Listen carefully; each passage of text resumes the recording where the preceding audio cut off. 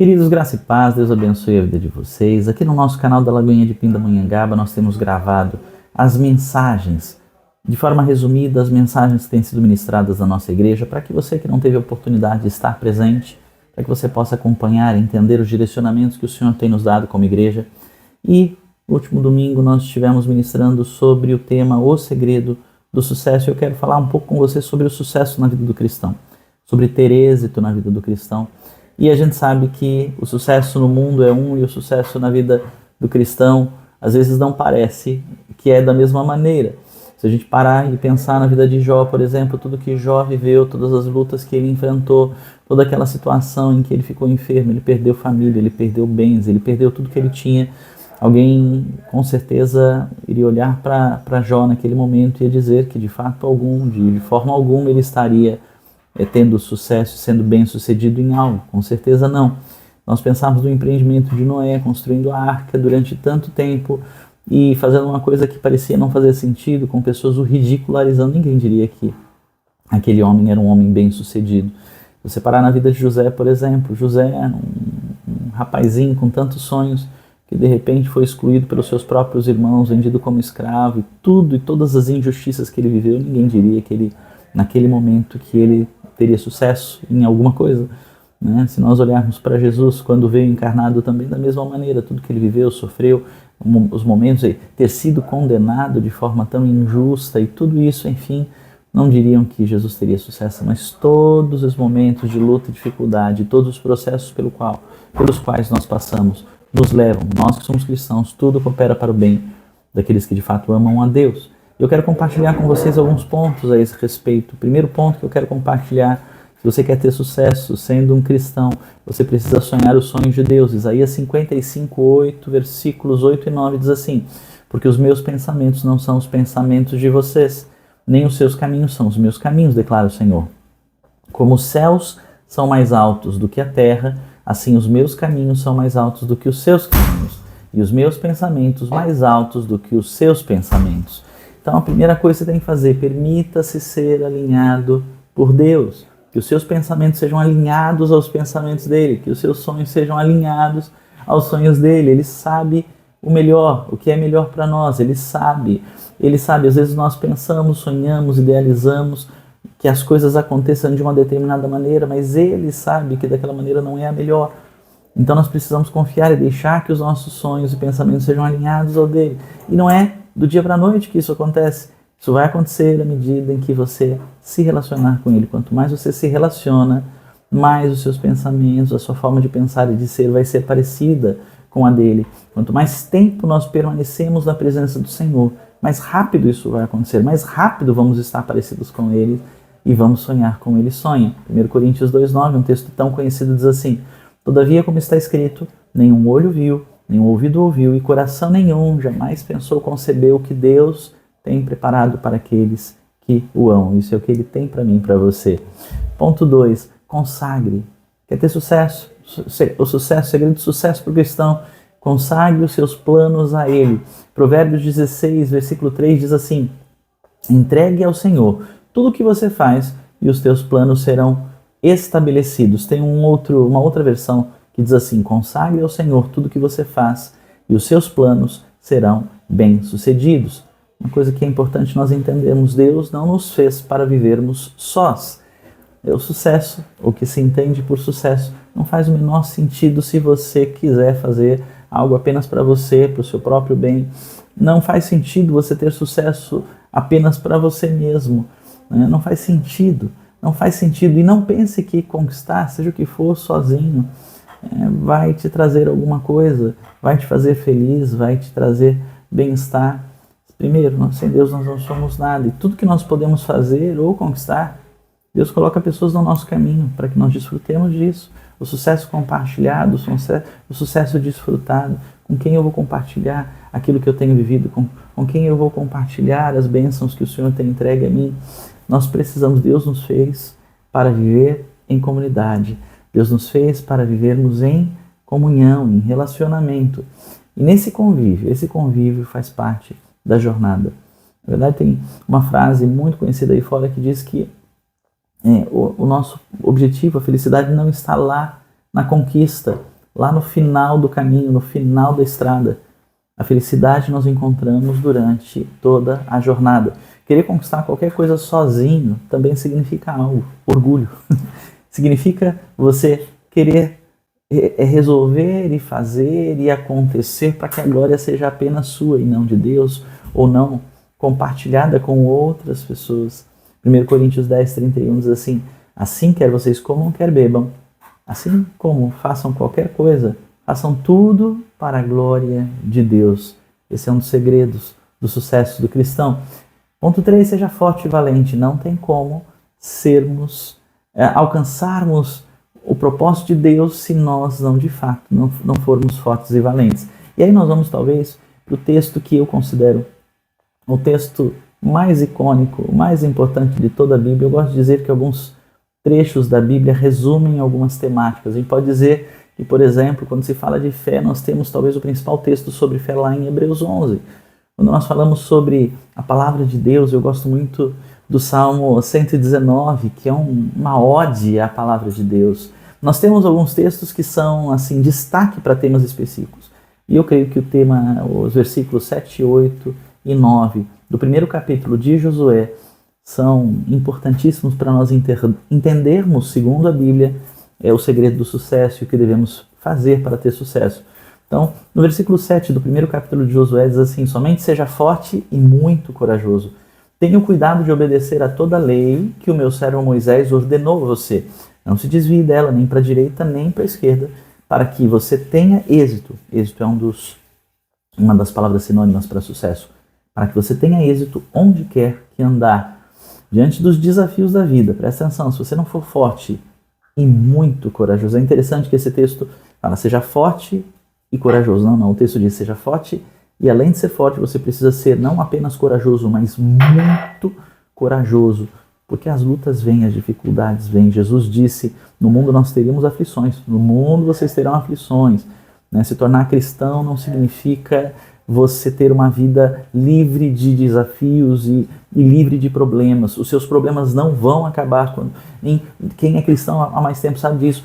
Os seus problemas não acabam quando você se torna cristão. Os desafios vêm. E se você não for forte e muito corajoso, você vai acabar desistindo e desanimando. Desanimando e desistindo no meio do caminho. Então perceba, não basta ser apenas forte. Não basta apenas ser corajoso, precisa ser muito.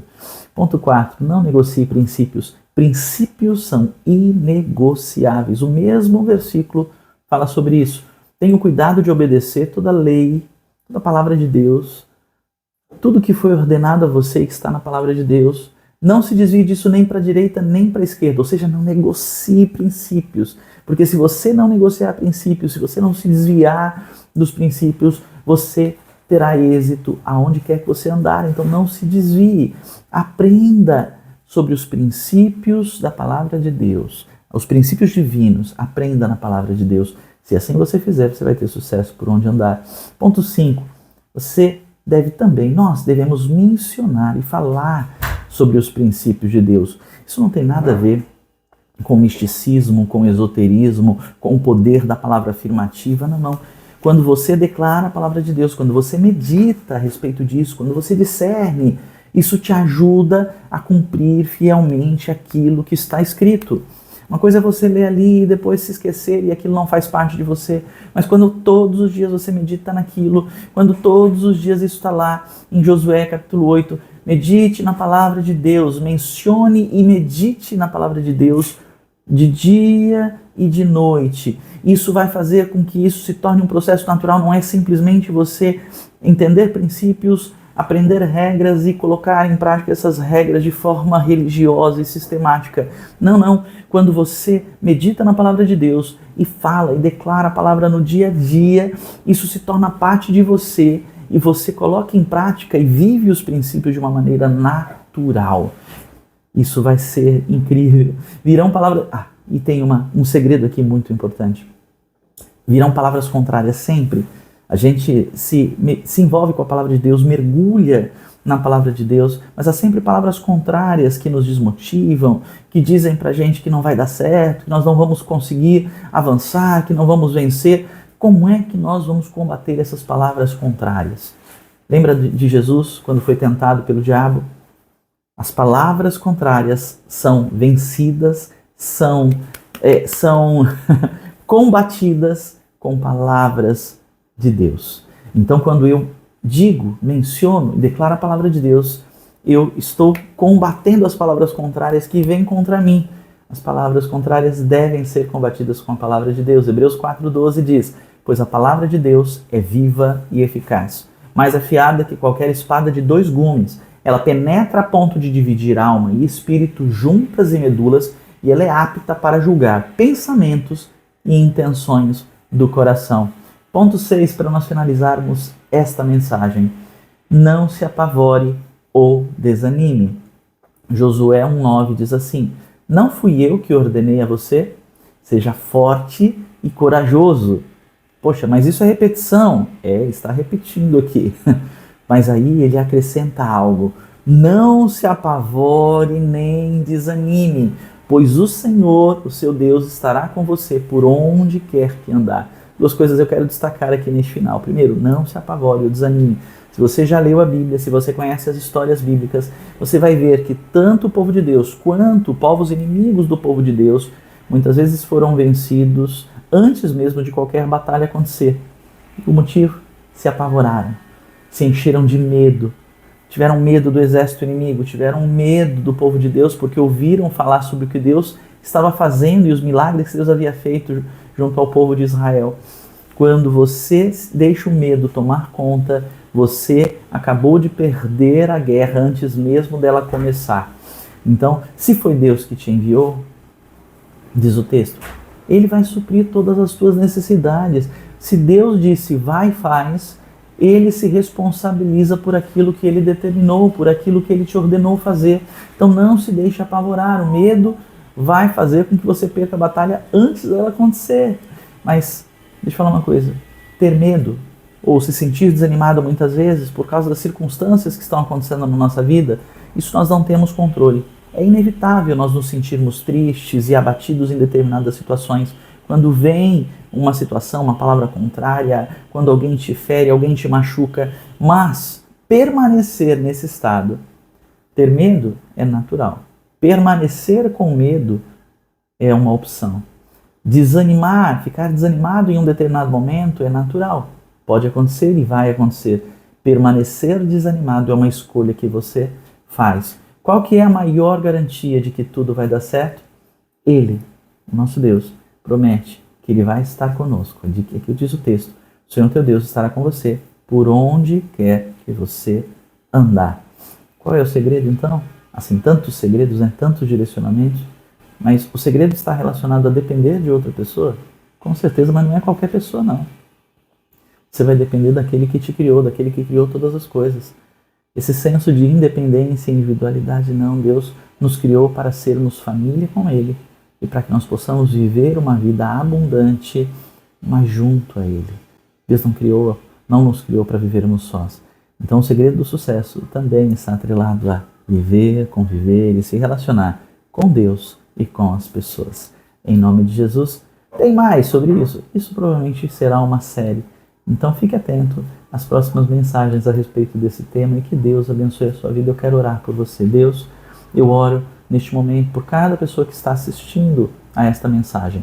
Pai querido, eu desejo que esta pessoa encontre o sucesso. O Senhor nos criou para sermos pessoas bem-sucedidas em absolutamente tudo, no nosso trabalho, na nossa profissão, Pai querido, na nossa vida de relacionamentos, na nossa vida familiar, Pai querido, na nossa vida e no nosso ministério também, em tantas outras áreas. Pai querido, nós precisamos aprender a viver o sucesso de acordo com os princípios da palavra de Deus. Não iremos negociar princípios, seremos fortes e valentes e muito corajosos. Pai querido, não iremos buscar glória para nós mesmos, mas, Senhor, buscaremos, Senhor, entregaremos, Senhor, a glória e faremos tudo para a glória do Senhor. Pai querido, iremos, Senhor, fazer isso, Senhor, em comunidade. Iremos viver, Senhor, não apenas para nós, não buscando apenas o nosso próprio interesse, mas buscando o interesse do outro, como a Tua palavra nos ensina. Que assim seja na minha vida, na vida de cada um, e que de fato, Senhor, o que está lá escrito em 1 Coríntios 2,9, Senhor, se torne uma realidade na nossa vida, o que o olho não viu, o ouvido não ouviu, nem jamais penetrou, o coração humano concebeu. É isso que nós iremos viver para a glória do Pai, em nome de Jesus. Amém? Abençoe a tua vida e até o próximo vídeo.